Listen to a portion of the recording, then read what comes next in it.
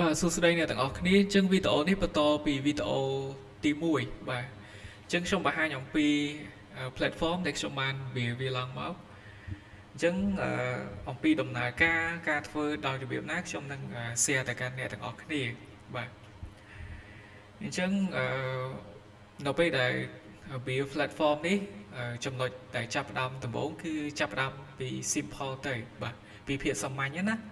ដែលខ្ញុំមាន slogan របស់ខ្ញុំ start with simple and make to perfect មានន័យថាចាប់ផ្ដើមដោយភាពសាមញ្ញបំផុតហើយបន្តបង្កើតវាដើម្បីមានភាពល្អឥតខ្ចោះបាទអញ្ចឹងរាល់ការធ្វើអីមួយគឺខ្ញុំតែងតែ follow តាម slogan របស់ខ្ញុំហ្នឹងហើយវាចេញលទ្ធផលបានមកពិតមែនបើខ្ញុំរងចាំតែរបស់ហ្នឹងវាល្អឥតខ្ចោះទៅ publish វាចេញមកគឺបាទវាអត់ងាយនឹងចេញមកទេឬក៏អត់ចេញតែម្ដងបាទចឹងមូលហេតុហ្នឹងតែខ្ញុំតែងតែ follow style ហ្នឹងចេញមកបាទចឹងបើសិនបើអ្នកទាំងអស់គ្នាចង់ប្រើប្រាស់ចង់តេស្តអីអ្នកទាំងអស់គ្នាអាច search coder.navasi.site ទៅបាទ register account ទៅគឺទៅកាន់ platform របស់យើងហើយតែ platform coder ហ្នឹងគឺគោលបំណងគឺចង់ប្រមូលផ្ដុំអ្នកដែលនៅក្នុងវិស័យ technology អ្នកទៅសេ code ទៅសេ software ផ្សេងៗហ្នឹងគាត់អាចចូលចែកម្លែកនៅលើហ្នឹងបាទគាត់អាច post បានគាត់អាចឆាតបានបាទមានជា group បាទមានជា page បាទមានជា code editor សម្រាប់ឲ្យគាត់អាច practice ទៅសេ code នៅលើហ្នឹងបានថែមទៀតផងបាទហើយយើងក៏មាន Elon AI សម្រាប់ AI chat ដែលទាំងអស់គ្នាអាចសួរបានអាចសួរឲ្យ AI ហ្នឹងទៅសេ code នៅលើហ្នឹងក៏បានដែរបាទហើយយើងមានមុខងារមួយទៀតគឺ article បាទសម្រាប់ឲ្យអ្នកទាំងអស់គ្នាធ្វើការ post អត្ថបទនៅលើហ្នឹងផ្សេងៗបានអញ្ចឹងអ្នកទាំងអស់គ្នាអាច post អត្ថបទចែកម្លែកឲ្យបាននៅលើហ្នឹងអញ្ចឹងខ្ញុំសូមបញ្ជាក់ផងដែរមានមុខងារ article ហើយមុខងារ page នេះគឺតម្រូវឲ្យអ្នកទាំងអស់គ្នាមានប៊ូតុង blue verify ទើបអ្នកទាំងអស់គ្នាអាចប្រើមុខងារហ្នឹងសម្រាប់បង្កើត page សម្រាប់ post អត្ថបទបានបើសិនបើអ្នកទាំងអស់គ្នាអត់មានប៊ូតុងហ្នឹងទេគឺយើងគ្រាន់តែអាចមើលអត្ថបទរបស់គេទេអញ្ចឹងឥឡូវនេះខ្ញុំជាកាដូផងសម្រាប់ channel YouTube ថ្មីរបស់ខ្ញុំនេះអ្នកទាំងអស់គ្នា register account រួចហើយអ្នកទាំងអស់គ្នាចូលកន្លែង profile ទៅមកខាងក្រោមនេះបាទចូលកន្លែង profile របស់អ្នកទាំងអស់គ្នាចូលពី edit profile ហើយអ្នកទាំងអស់គ្នា scroll មកក្រោមទៅកន្លែងនេះបើសិនបើ account អ្នកទាំងអស់គ្នាអត់ទាន់មានប៊ូតុង blue verify ទេវាមានពាក្យ request បាទអញ្ចឹងអ្នកទាំងអស់គ្នាចុច request blue verify ទៅ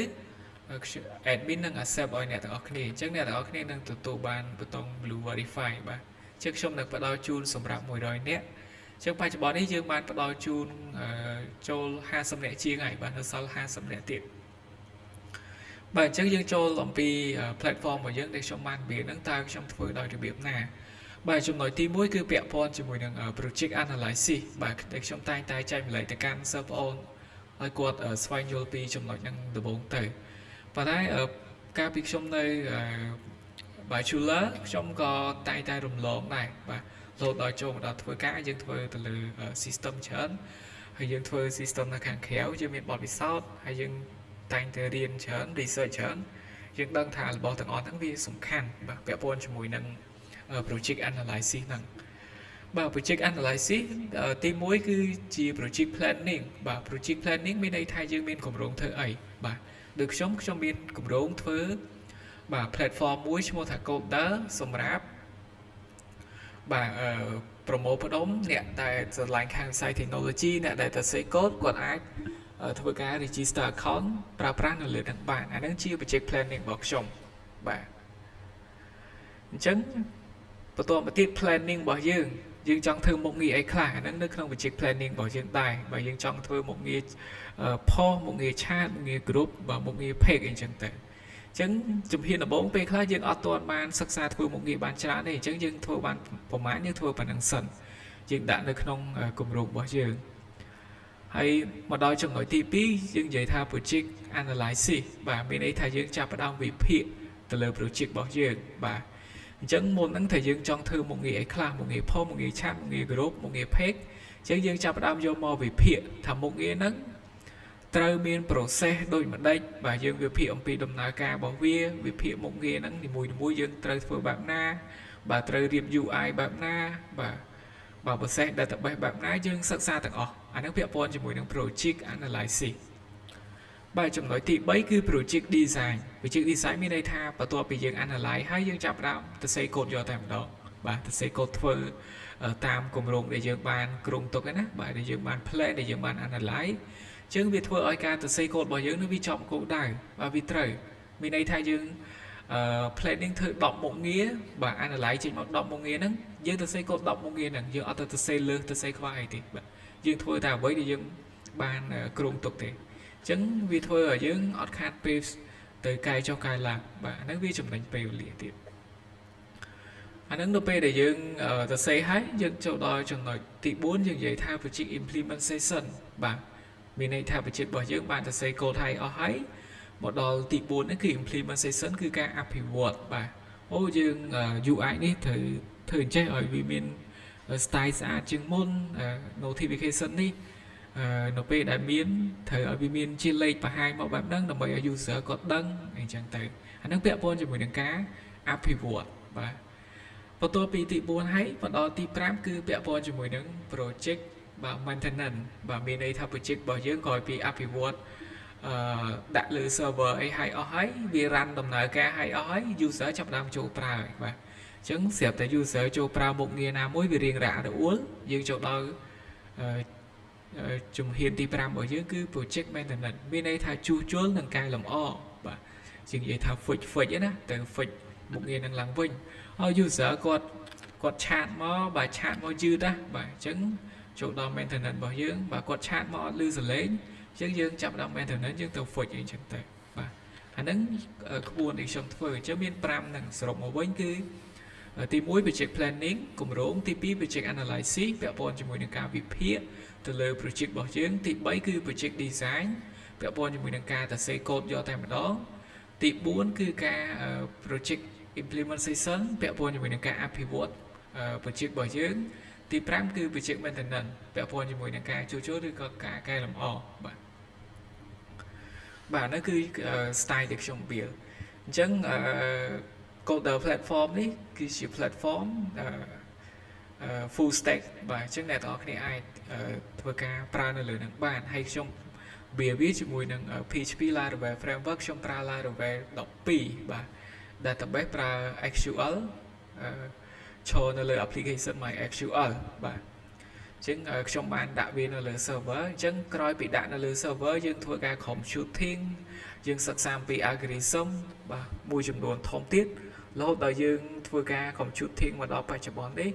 វាមានល្បឿនលឿនបាទអញ្ចឹងជាធម្មតា system ឬក៏ application web អីមួយបើសិនមកអ្នកទាំងអស់គ្នាអត់បាន computing ពាក់ព័ន្ធជាមួយនឹងការ query data បាទការ query មានន័យការទាញ data កុំឲ្យវាទាញមកម្ដងទាំងអស់បាទនៅពេលដែលបើកមកដំបូងបាទអញ្ចឹងយើងត្រូវសិក្សាបច្ចេកទេសហើយយើងមើល application មើល platform បាទមើល system ធំដែលគេធ្វើយើងទៅចុចមើល process របស់គេយើងយកមករៀនធ្វើបាទ Facebook បាទ TikTok YouTube បាទជាដើមសម្រាប់យើងសិក្សាធ្វើបានអញ្ចឹងដូច platform របស់ខ្ញុំអញ្ចឹងឥឡូវខ្ញុំ scroll ឲ្យអ្នកទាំងអស់គ្នាមើលបាទពេល scroll ទៅអ្នកទាំងអស់គ្នាឃើញវា loading អត់នេះវា load នេះវា loading ណាបាទអញ្ចឹងវា loading ពេលខ្ញុំ scroll ទៅខ្ញុំទៅសេគណនីឲ្យអស់ថាពេល scroll ទៅឲ្យវាបង្ហាញម្ដងប្រហែលម្ដង5រូបម្ដង5 post បន្ទាប់ទៀតឲ្យវា load អីចឹងទៅ loading អីចឹងទៅដើម្បីកុំឲ្យនៅពេលដែល user គាត់បើកមកដំបូងវាធ្វើការទាញ data មកទាំងអស់អញ្ចឹងវាធ្វើឲ្យproject វាធ្វើឲ្យ platform application របស់យើងហ្នឹងវា slow បាទគឺបែបហ្នឹងអញ្ចឹងយើងត្រូវចេះទៅសេចងទុកឲ្យហើយបាទចំណុចមួយទៀតគឺពាក់ព័ន្ធកន្លែងនេះដូចអ្នកទាំងអស់គ្នាចុច like បាទ unlike ចុច like ហ្នឹងអ្នកទាំងអស់គ្នាឃើញវាអត់មាន refresh page អត់នេះចុចទៅវាអត់មាន refresh page អញ្ចឹងវាត្រូវដូចជាមួយ Facebook ដូចអីដែរបាទជាធម្មតានៅពេលអ្នកនរគ្នាចុចមុខងារអីមួយបើសិនអ្នកនរគ្នាអត់បានទៅសេកូដកំណត់អីទេគឺវាត្រូវតែ refresh page ឲ្យនៅលើ web បាទអញ្ចឹងអ្នកទាំងអស់គ្នាត្រូវសិក្សាធ្វើពីចំណុចមួយហ្នឹងទៅទាំងអស់បាទគឺបែបហ្នឹងបាទមួយទៀតគឺពាក់ព័ន្ធជាមួយនឹងឆាតពាក់ព័ន្ធជាមួយ notification ខ្ញុំប្រើ Laravel reverb បាទអញ្ចឹង reverb ហ្នឹងវាជា real time បាទ real time ហ្នឹងមានន័យថាម៉េច ជាធម្មតានៅលើ web បើសិនមកអ្នកនរគ្នាធ្វើអីមួយចង់ឲ្យវាបង្ហាញថ្មីតម្រូវអ្នកនរគ្នា refresh page បាទ refresh page សិនទើបវាបង្ហាញមកថ្មីបាទប៉ុន្តែមុខងារ reverb ហ្នឹងវាជា real time មានន័យថាអ្នកនរគ្នាចង់ឆាតទៅគេបាទ hi បាទគេឃើញយើងភ្លាមយើងមិនបាច់ refresh page ហើយគេក៏មិនបាច់ refresh page ដែរអាហ្នឹងគឺ real time គឺមានន័យថាបែបហ្នឹងបាទជាយើងបានសិក្សាធ្វើច្រើននៅលើហ្នឹងបាទចឹងរហូតទាំងមុខងារ code editor នេះអ្នកនរគ្នាអាចទៅសេ code នៅលើហ្នឹងបានមានតាម language របស់គេបាទ HTML CSS JavaScript C++ Python បាទមុខងារនេះគឺ Elon AI អ្នកនរគ្នាអាចធ្វើការឆ្លើយឆ្លងសួរ AI បានអាចឲ្យ AI ទៅសេ code ឲ្យបានផងដែរបាទអញ្ចឹងមានប៉ុណ្ណឹងសម្រាប់ platform coder បាទដែលខ្ញុំអាច share ទៅកាន់អ្នកទាំងអស់គ្នាហើយយើងមាន platform ច្រើនទៀតបាទដូចយើងមាន Godplay បាទ Godplay នេះខ្ញុំដាក់ publish ដែរបាទនៅលើ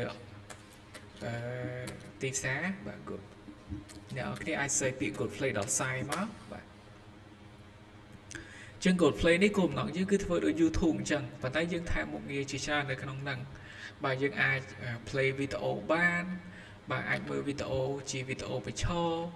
បាទយើងអាចផុសបានបាទយើងអាចធ្វើការបាទលក់ទំនិញនៅលើហ្នឹងបានបាទនឹងមានមុខងារ AI ផងដែរតែតម្រូវឲ្យយើង log in account សិនទើបអាចប្រើមុខងារ AI បានបាទអញ្ចឹងនៅលើ Godplay នេះគឺយើងបានសិក្សាធ្វើបច្ចេកទេសរបស់ YouTube ដែរពាក់ព័ន្ធជាមួយនឹង algorithm ឧទាហរណ៍អ្នកនរគ្នាតែងតែ search មើលវីដេអូប្រភេទណាអ្នកទាំងអស់គ្នាចូលចិត្ត